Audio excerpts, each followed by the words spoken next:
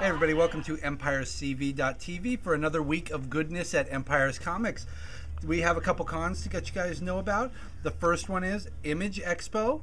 This is coming up this weekend and we have tickets available. We've got guests like Robert Kirkman, you've got Todd McFarlane, Eric Larson, Rob Liefeld, Jim Valentino, Will Sportatio. That's going to be, February 24th through the 26th.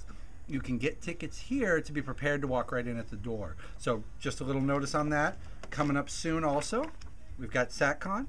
Lots of good guests at this, always a lot of good guests, a lot of good dealers, a lot of local talent that you can take a peek at. That's March 4th. It's a Sunday. They always open at about 10 a.m. and go till about 5, and you always have a good time here. If you haven't been, check it out because it's really, really a good show, and it comes around every few months. So let's jump into some comics here real fast. One of the first ones I picked up today was Justice League Dark because this one has been a compilation of all of DC's magical heroes coming together, brought together by Madame Xanadu. Not really a team. What they do is they're really kind of stuck together because of the circumstances. The first story arc delved into Enchantress, June Moon, and her and the Enchantress being split and ultimately having to put them back together to bring the world stop the world from ending. It was a good story because none of the heroes wanted to be together. Every one of them was reluctant. And June Moon is just this poor innocent girl who wants to be left alone, who wants to lead a normal life, and ultimately has to get reattached to the Enchantress just to keep her stable. This one has, you've got Madame Xanadu, you've got Zatanna, who is pretty ineffectual in the New 52. Every time she starts to say a word backwards, it doesn't work on the people she's talking to, so they should just take her off the team. You've got Deadman in here. Hellblazer has been the star, in my opinion, of this book. When I got done with this, Madame Xanadu throws a little fit, mentions something about rises of vampires, so I went over, checked out iVampire, where it all starts. This one's wrapping up the story arc where we get the main vampire who killed his girlfriend, actually turned her into a vampire so that he could be with her. He retained some pieces of his soul. She retained none. So his ultimate goal over the last few hundred years has been to track her down and kill her. This one comes to a final confrontation between the two and ultimately leads to the big rise of the vampires. So if you read Justice League Dark and you're wondering what's going on, it says to go to 6. Honestly, the crossover doesn't start till 7. So a heads up, this will give you a little backstory, but if you just want to get in on the story, wait till the next issue of both of them.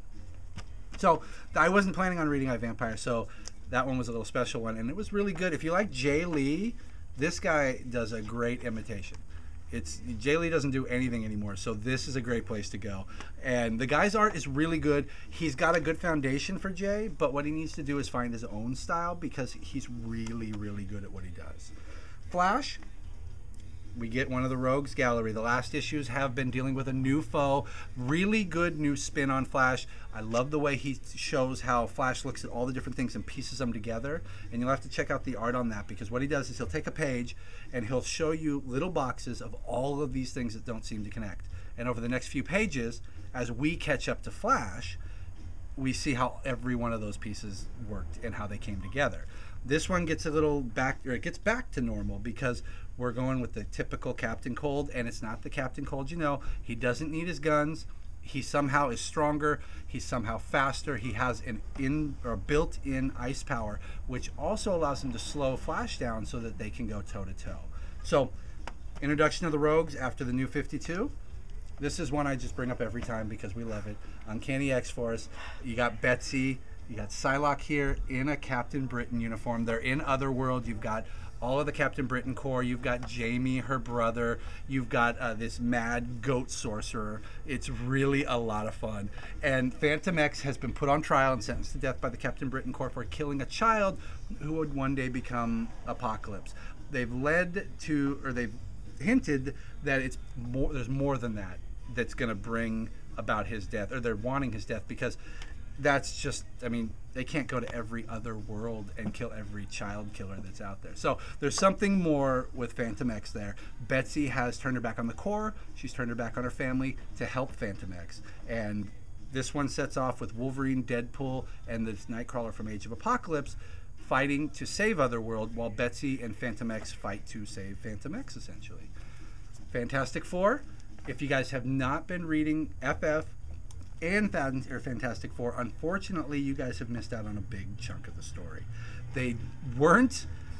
It wasn't consecutive. It wasn't Fantastic Four Part 1, FF Part 2. They were side by side up until the last 2 issues. Both of them led directly into this. And let me just tell you, there is a lot going on in this book. Hickman is really going all out with Fantastic Four. This opens up with Galactus versus the Mad Celestials. The Council of Reeds, Doctor Doom has been defeated. Valeria's got a master plan to stop everyone. The Inhumans are fighting the Supreme Intelligence. Johnny's back and he's got a nihilist on a chain. All of it is in this one book. I swear to you. And when you get to the end, first off, it was a fun read. But when I get to the end, I have no idea how we got there. So it was really good. But next issue, I hope, is going to clear it up for me. He's got him on a chain. It was pretty cool because the nihilist is just that little creature inside a big suit of armor. So when you pull it open, he's got the big head and a little tiny body. And Johnny is rocking him on the chain. It's pretty cool. So Prophet, we talked about Glory last week, and we talked about Prophet on here before. Liefeld's extreme comics are back, and they are more extreme than they have ever been. And that's because Liefeld has nothing to do with them. They are really science fiction based. Prophet, we continue the numbering. Don't let it turn you off. 20. It picks up where Prophet left off. This is only the 2nd issue of the new arc. He wakes up in a far future Earth, and he's continuing the mission he had from the previous Prophet series. But we're getting a look at the new Earth, things that have changed. He's the last human, but he's still on the course for what he's supposed to do.